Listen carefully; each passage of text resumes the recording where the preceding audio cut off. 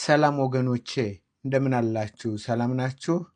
እግዚአብሔር ስሙ የተባረከ ይሁን። እኔ በጣም ደህና ነኝ። ክብር ለእግዚአብሔር ለአምላካችን ይሁን። ከዛሬ ጀምሮ ሰፋ ያለ የሕዝቅኤል ወንጌል በሚል ጥናት እንጀምራለን። ማጥናት ለምትፈልጉና የእግዚአብሔርን ቃል በማወቅ በእግዚአብሔር ቃል ለመሞላት የምትፈልጉ ትንቢተ ሕዝቅኤል ላይ ያለውን ወንጌል ከሌላው የመጽሐፍ ቅዱስ ክፍል ጋር በማወዳደር ሰፋ ያለ ጥናት እናደርጋለን። ይህም ምዕራፍ 47 ላይ የሚገኝ ይሆናል። ሕዝቅኤል ምዕራፍ 47። ስለዚህ ምንድነው የምናጠናው? ምንድነው የምንመለከተው? ለምንድነው የሕዝቅኤል መጽሐፍ ማጥናቱ አስፈላጊ ሆኖ የተገኘው የሚል ጥያቄ ሊኖራችሁ ይችላል። እንዴትስ የሕዝቅኤል ወንጌል አለ? ትንቢተ ሕዝቅኤል ነው እንጂ የምንለው ሕዝቅኤል ወንጌል ብሎ ነገር አለ ወይ የሚልም ጥያቄ ሊመጣ ይችላል። ለእያንዳንዱም እንዳመጣጡ እንዳቀራረቡ መልስ ልንሰጥ የተዘጋጀን በመሆናችን እግዚአብሔር በረዳን መጠን የእግዚአብሔርን ቃል ጥልቅ ምስጢር በማወቅ በመረዳት ከእግዚአብሔር ተምረን ልጆችሽ ጽዮን ሆይ ልጆችሽ ከእግዚአብሔር የተማሩ ይሆናሉ ተብሎ እንደተጻፈው ከእግዚአብሔር መማር ደግሞ በእግዚአብሔር ቃል ነው እንጂ እንዲሁ በህልምና ወይም ደግሞ በዘመናችን ነቢያቶች ወይም ጠንቋዮች ወይም አስማተኞች ወይም ጠቢባን ወይም በእነዚህ አይደለም፣ በእግዚአብሔር ቃል ነው። ስለዚህ ሕዝቅኤል 47 ከሌሎች የመጽሐፍ ቅዱስ ክፍሎች ጋር በማውጣት በማውረድ እንዴት እንደምናጠናውና እንዴት እንደምንመለከተው ጥልቅ ምስጢሩን የወንጌሉን መልእክት ሕዝቅኤል ውስጥ ያለውን አብረን በጋራ እንማራለን። የመጀመሪያውን ክፍል አነብላችኋለሁ። ከዛ በፊት ግን እንዴት ነው የምናጠናው? የምናጠናበት መንገድ ምንድን ነው? የምናጠናበት መልክ ምንድን ነው? በምን መልኩ ነው የእግዚአብሔርን ቃል የምናጠናው ለሚለው ምንም ብዙ ቢኖር እንኳን ሶስት መሰረታዊ ልንጥሳቸው የማይገባ ሶስት ዋና ዋና መሰረታዊ መመሪያዎችን አንድ ሰው መጽሐፍ ቅዱስን በሚከፍትበት ጊዜ እንዴት አድርጎ መክፈት እንዳለበት፣ እንዴት አድርጎ ማጥናት እንዳለበት መጽሐፍ ቅዱስ አስጠንቅቆ የሚናገረውን ሶስትን አካፍላችኋለሁ። የመጀመሪያው የሚገኘው አንደኛ ቆሮንጦስ ምዕራፍ 2:13 መንፈሳዊ ነገር ከመንፈሳዊ ነገር ጋር አስተያይተን መንፈስ በሚያስተምረን ቃል ይህንም ደግሞ እንናገራለን እንጂ የሰው ጥበብ በሚያስተምር ቃል አይደለም። ስለዚህ አሁን እኛ የምናጠናው የምንከተለው መንገድ የምንከተለው አቅጣጫ መጽሐፍ ቅዱሳችን የምንከፍትና የምናይበት ዋና መንገድ መንፈስ እንደሚያስተምረው ከእግዚአብሔር ጸልየን ከእግዚአብሔር ፈልገን እግዚአብሔር የሚያስተምረንን እግዚአብሔር የሚሰጠንን ከእግዚአብሔር ቃል ውስጥ ነው። ስለዚህ መንፈሳዊ ነገር ከመንፈሳዊ ነገር ጋር አወዳረን የት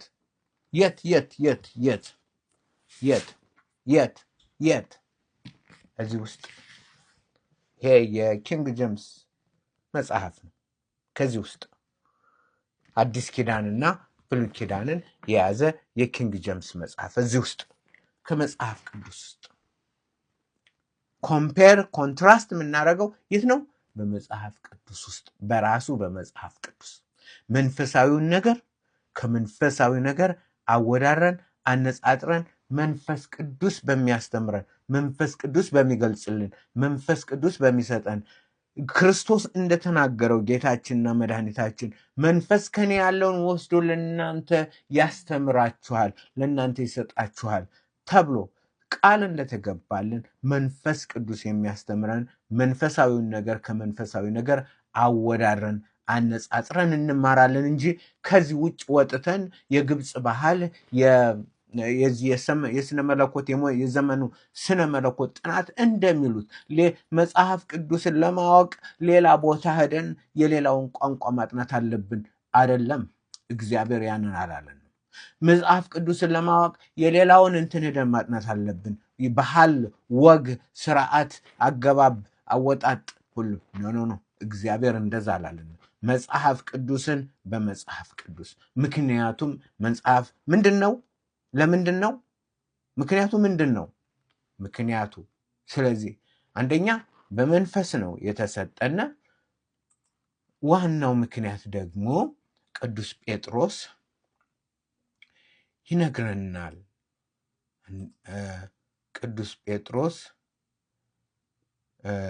ይነግረናል። ምክንያቱ ምን እንደሆነ፣ ለምን እንደሆነ፣ በምን አይነት መልኩ መቀበል ማየት እንዳለብን ቅዱስ ጴጥሮስ በሁለተኛ ጴጥሮስ የጴጥሮስ መልእክት መመልከት እንችላለን ማለት ነው። የቅዱስ ጴጥሮስን ምንድን መልእክት በማየት እግዚአብሔር እንዴት እንደሰጠን በምን አይነት መልኩ እንደምናየው ምዕራፍ 2 ሄደን አካፍላችኋለሁ። እንዲህ የሚል እናገኛለን። ስለዚህ የመጀመሪያው መንፈሳዊ ነገር ከመንፈሳዊ ነገር አወዳድረን አነጻጽረን ማን እንደሚያስተምረን መንፈስ ቅዱስ እንደሚያስተምረን ማን መንፈስ ቅዱስ እንደሚያስተምረን። ኦኬ።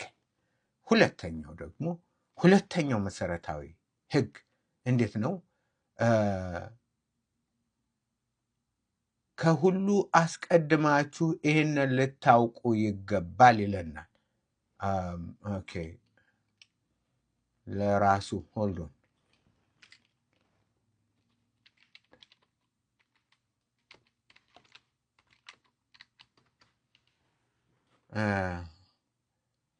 አንድ የታገሱ ሰው ምንድን ነው የሚለው? በአጠቃላይ ለራሱ ሊተረጉመው አልተፈቀደለትም ይለናል። አንድ ሰው የእግዚአብሔርን ቃል ለራሱ ሊተረጉመው አልተፈቀደለትም።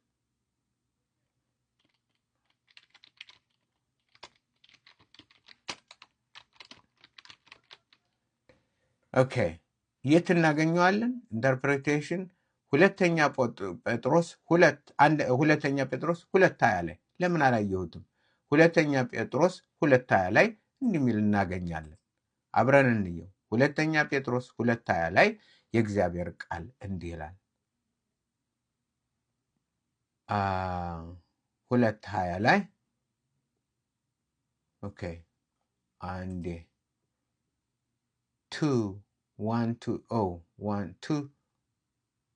1:20 ይቅርታ 1:20 ላይ እንዲህ ሚል እናገኛለን። 1:20 ላይ ምን ሚል እናገኛለን ማለት 2:20 ላይ 2 ምዕራፍ 1 ማለት ነው።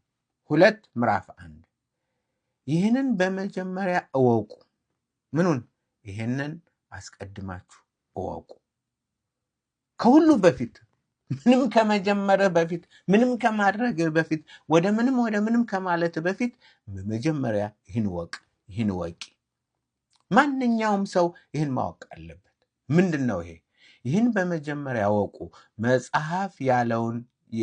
በመጽሐፍ ያለውን ትንቢት ሁሉ ማንም ለገዛ ራሱ ሊተረጉመው አልተፈቀደም።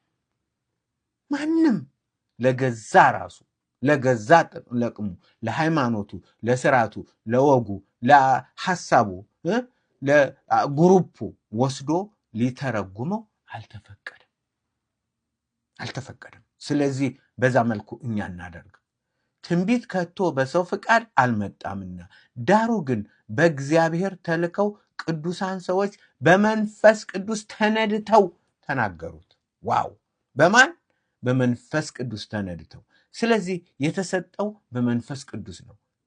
ምንማረውም በመንፈስ ቅዱስ ነው። በአጠቃላይ መጽሐፍ ቅዱስ የመጣው በማን ነው? በመንፈስ ቅዱስ ነው። በመንፈስ ተነድተው ቅዱሳን ሰዎች በመንፈስ ተነድተው ተናገሩት። ስለዚህ ሁለተኛው አጭር ሆናል። ሁለተኛው በመንፈስ ቅዱስ ነው የተሰጠን፣ በመንፈስ ቅዱስ ነው የመጣልን። ያን ደግሞ መንፈስ እንደሚያስተምረን